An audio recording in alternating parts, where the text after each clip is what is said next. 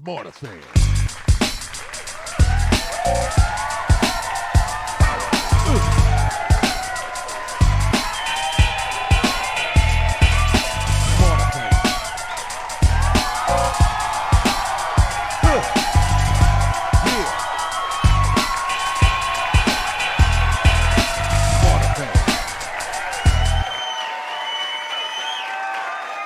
Hey everybody, welcome to another segment of Smarterfan Podcast, where we bring you behind the veil of sports business. And I'm Joe. This is Barry. What's going on, Barry?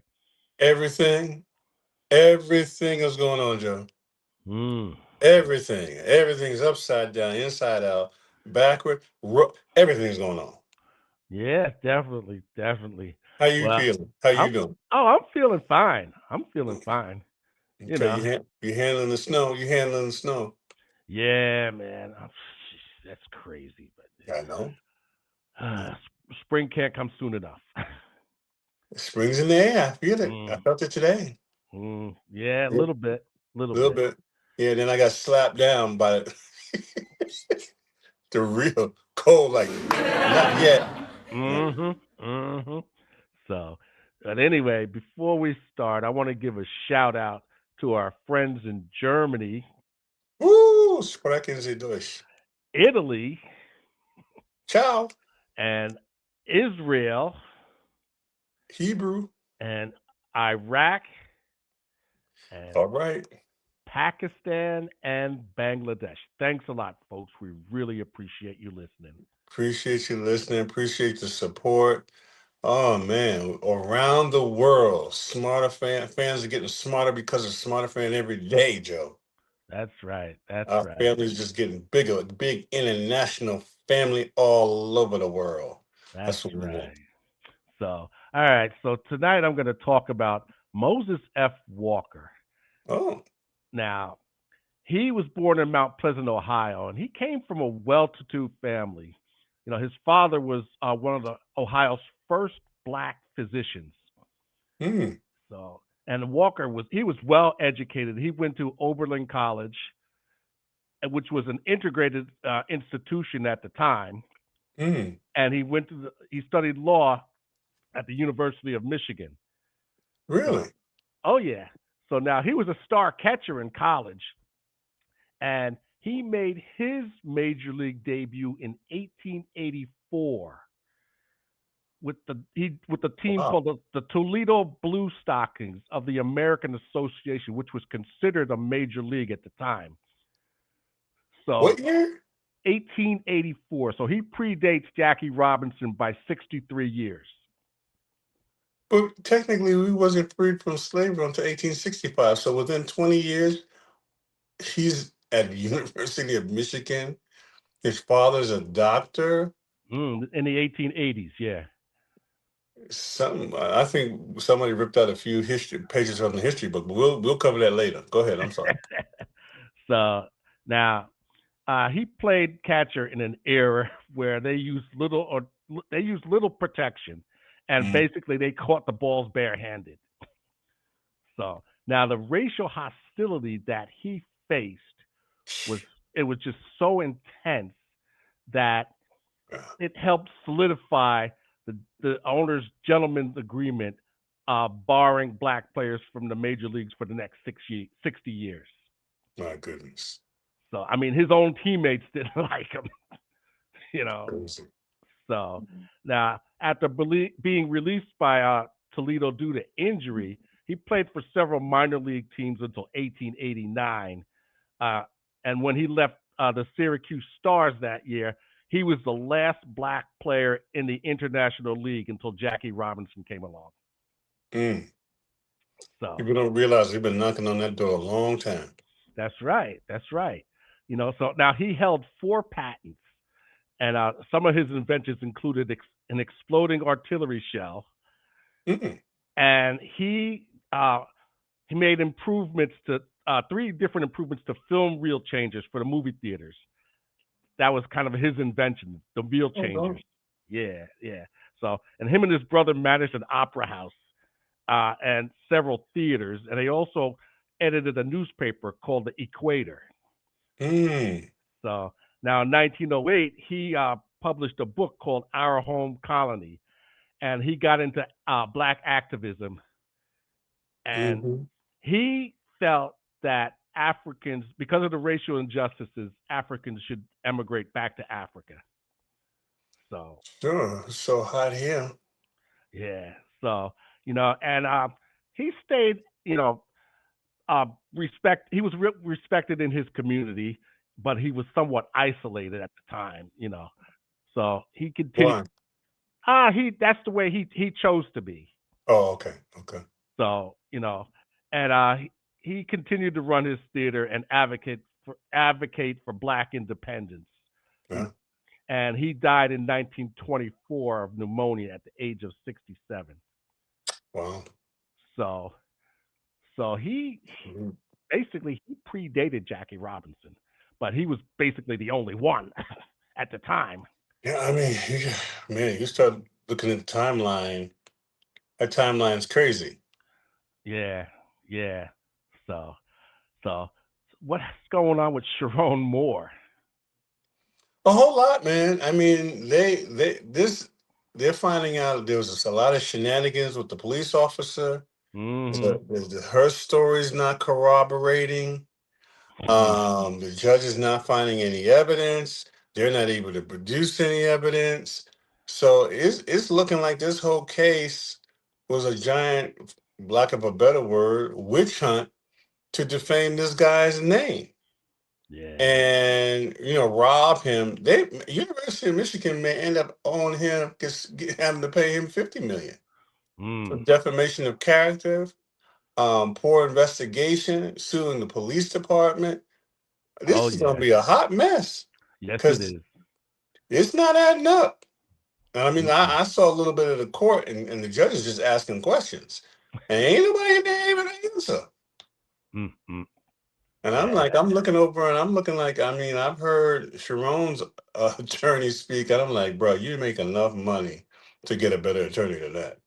But, Yeah. but it's just a lot of, I mean, a lot of holes. It's like, man, I'm just gonna say this. Don't be surprised. Is this some kind of love triangle, and he ain't got nothing to do with it? Mm. I can smell it, Joe. There's some kind of love triangle. He ain't got, but he's the fall guy. Somebody got to check because, again, as I said last time, anytime the head coach got to write into his contract that when he leaves, you become the head coach. You got a lot of Mm. you got a lot of enemies, bro. Mm. Because you remember Harbaugh didn't actually leave there in good terms. There was some shadiness going on with him. Well, yeah, yeah. Didn't he get suspended before he Yeah. left? Yeah.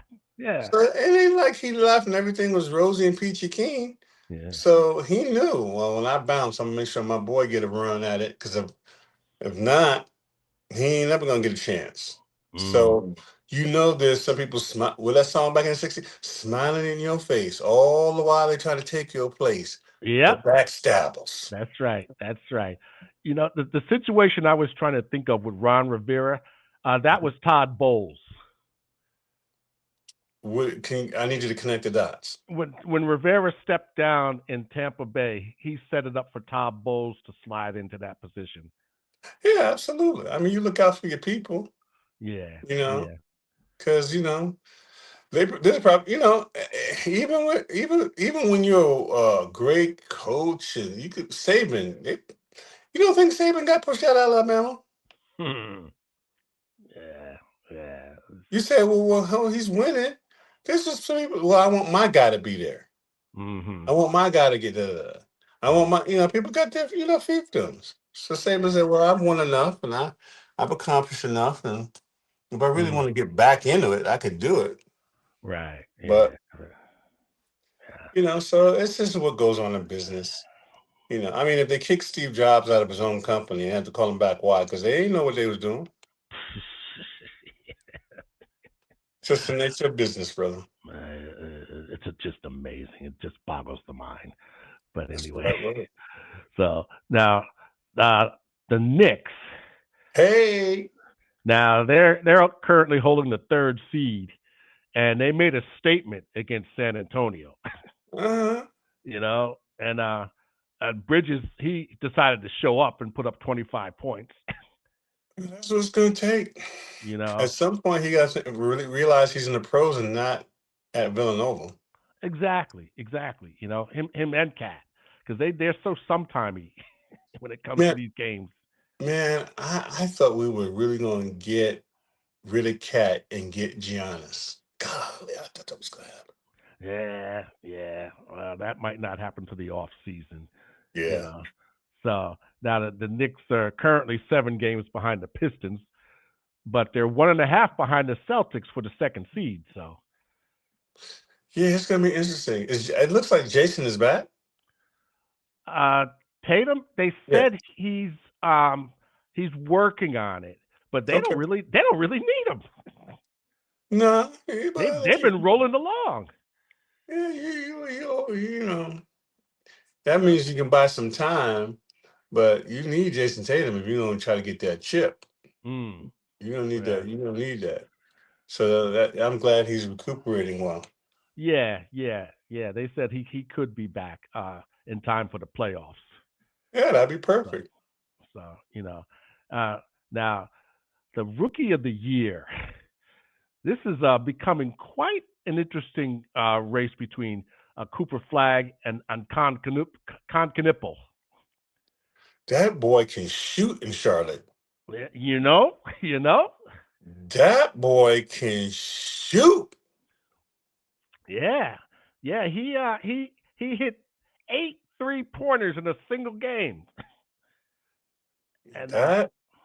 Ooh, so he broke the rookie record. ooh, that guy can shoot. He got a trigger too. He Yeah, got a trigger. I mean, his form, his technique. That guy can shoot. yeah. So it's coming down to the wire between him and Flag. Because Flag he had the inside track for a while, but this kid, man, he just came out of nowhere and just came up on him. You know, so Flag still has his defensive prowess and everything, and Hmm. and he makes everybody around him better. Yeah, So I mean, he's gonna have the edge. My man, I call him Special K, is gonna have to go on a streak. mm, That's the only way he's gonna get it. He got to like put together a series of games and win. That's the only way you're gonna beat our Flag. yeah, yeah. So it's gonna be interesting. It really is when it gets down to it. Hmm. You know. Now the wild west. Oh, it's wild. You got the Thunder. They're leading the West with a 46-15 record, but the Spurs are right on their ass, and the Spurs have been giving them fits all year. They young. You know, They're so young. They can run. They can go. They match up well. yeah, so and the Nuggets and the Timberwolves, they're battling it out for the fourth seed. So that's going to be an interesting, struggle also. So Yeah, I mean, Ant is playing in a way he's like, I want this for real, yeah, but he's yeah. got to, and I don't know, I don't know if yeah, I don't know because they got Jokic. Yeah, I don't know. They may get him. They well, may get him. well, we'll see. We'll have to see. And Uh, and the Warriors, they're just tales of the walking wounded right now. yeah. You know, because Butler's done because he's got the ACL. Yeah. Curry's still nursing that knee. They old, bro. Yeah, and Kerr poor did not do a very good job of retooling. yeah, yeah, you know, and they got Porzingus, but he's still suffering from that chronic ailment that he was having. Man, Porzingo's been done since he was a Knick, bro. I I know, so You ain't never gonna get a full season out of Porzingis. yeah, Why? There's no incentive for him to give you a full season. He's yeah, not your main. You know what I'm saying? He figured out the math. You know what I'm saying? I'm yeah, gonna be hurt most of the season. I'm gonna shine. to keep hope alive, so I can get me some more money and more contract. But I ain't never gonna be full time. Mm. That's what's going on, Joey. Might as well call it what it is. Well, it's. Doesn't he have a ring too I believe with the so. Yes. Celtics? Yes. Yes. Yeah, he on that Anthony Davis program. Yeah. Yeah. So anyway. Keep collecting these checks, give them keep selling them hope, be out most of the season, and show up, give them some more hope, get me another couple of extensions, and try to milk this cow. Yeah. You know what I'm saying? Like your Uh, boy Zion. yeah. Yeah. Well, that's a story for another day. A So, long story. so I what give him about? I give him 3 years. Mm, He'll be yeah. done. So what about athlete activism? What's going on with that? Well, I really wanted to talk about that because of February African American History, Black History Month, Hmm. and the importance of athlete activism. I saw a incredible documentary from, it had to be from like the 70s. Imagine Arthur Ashe, Jackie Robinson, Mm, Black panel, yeah. um, Bill Russell, and his brother, who at that time was a big time safety for the New York Jets, talking about, and Harry, from USC, the sociologist, when he was much younger. Oh wow. And it was Okay. just interesting to see the genesis and the timeline, because Mm, Jackie, these guys could be Jackie's son. right. Yeah. You know what I Yeah. mean? And so it was interesting to see the timeline of the 40s with Jackie, and who was very verbal about, I wish we were more verbal back in my time when it Right. was really hostile. You know what I mean? And Yeah. then, Bill talking about the dynamics, that, athletes must stand up, must stand in the gap. Then Arthur Ashe, man, I just never cease to be amazed with Arthur Ashe and Mm, yeah. Yeah.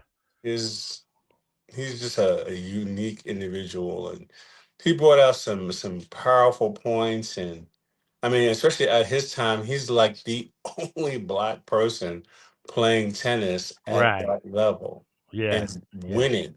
Yeah. Right? I'm talking about at that time. Nah, I'm not playing in South Africa. Nah, I'm not doing it. Yeah. I remember that. So his activism, and then, seeing the brother from the Jets, talking about the dynamics of being a Black athlete, the expectations, the environment, it's not a level playing field. And Bill talking about, and so they're talking in this capsule of the 60s, late 60s, early 70s, about the importance of Black athletes standing up and using their Mm, platform for activism. And it was just amazing to see that yeah. time. Just amazing. Because as a kid, I'm 7 years old. This is the kind of images that I had as a small kid growing up. You know, Yeah. Seeing Arthur Ashe and Bill Russell. I mean, just from a kid's point of view, I'm just a kid. Right. Yeah. Yeah. But these were the kind of heroes that I had. Hmm. That kids had in the community, and you be out there playing playing all day with no computers. You're out there Yep. playing until it's dark. Yep.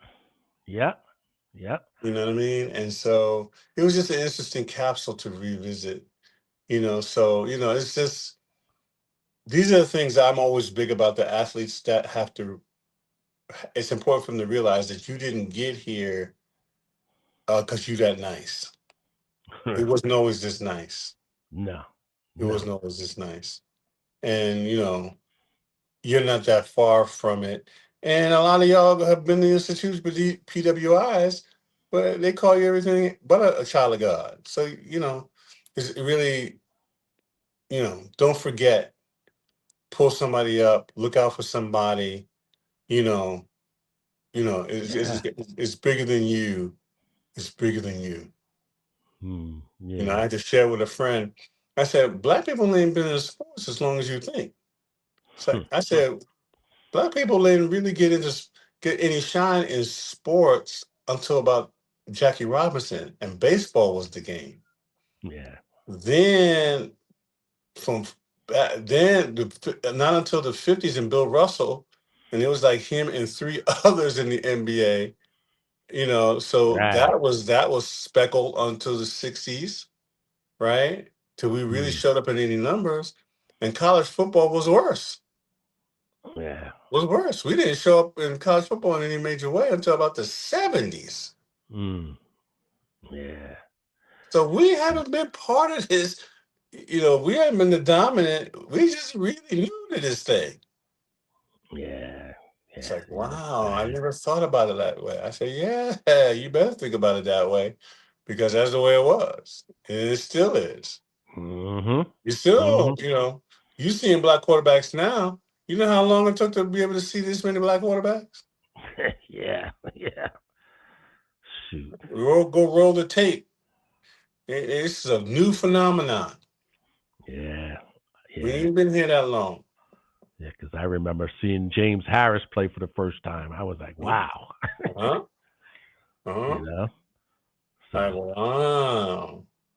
Anyway, so that's why I wanted to just make sure we touched on that, and Mm. I think I'm going to touch on it throughout the year on the importance of activism, Mm. and especially what Muhammad Ali did is Mm. continue to live on in legacy, and other people that need to be talked about that don't get enough shine Mm. Yeah. in the world of sports and doing things for others, like Roberto Clemente.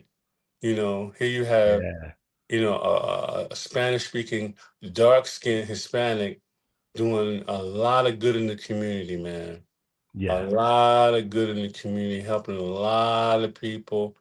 You know what I mean? And that's even a dynamic that's really not talked about as it should be.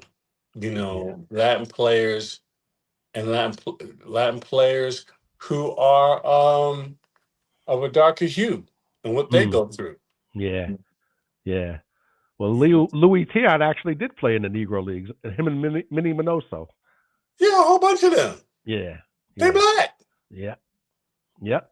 They black. So. You know. Yeah.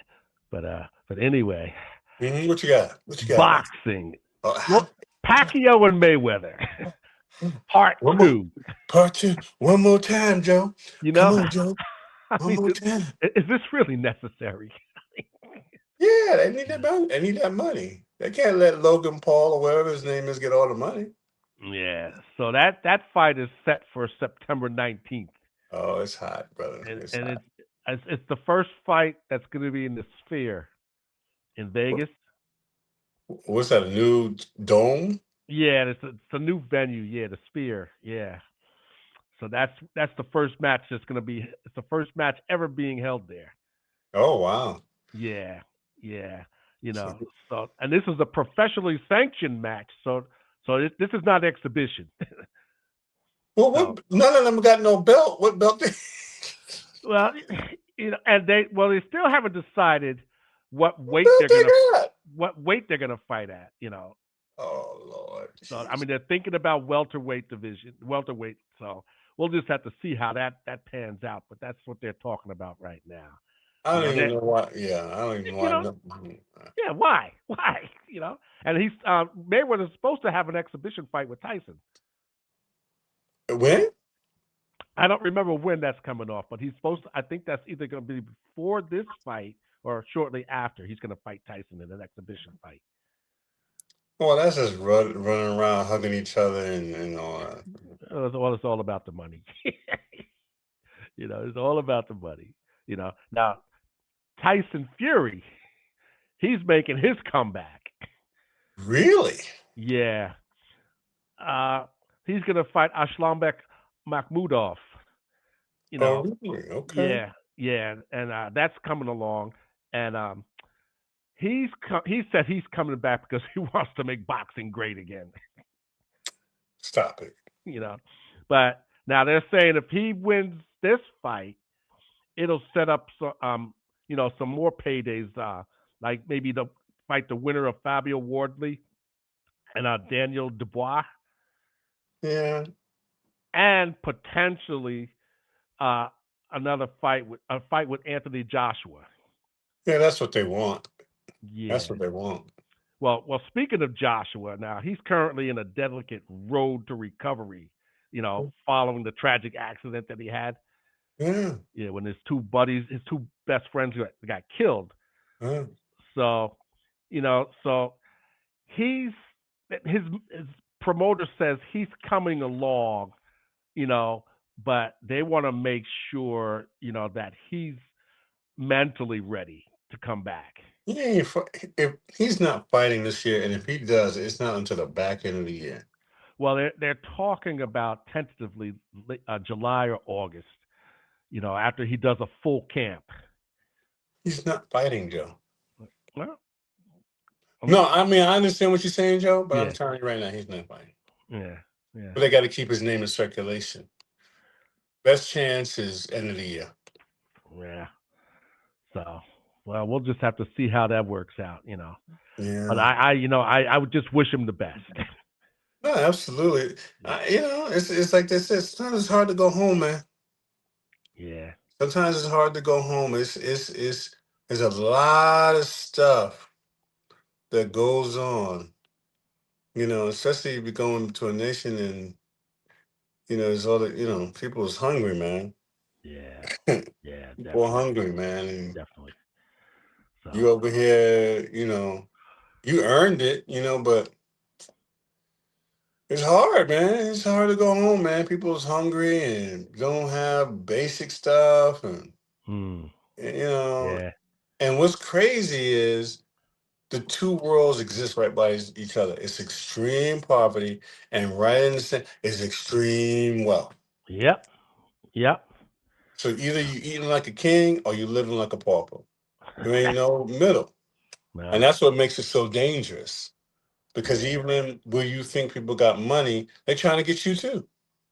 hmm, It's just a crazy situation. yeah. Well, we'll have to wrap it up right now, and we'll talk about the Billboard the sports monetization next week. Man, Joe, I think you're running the clock on me.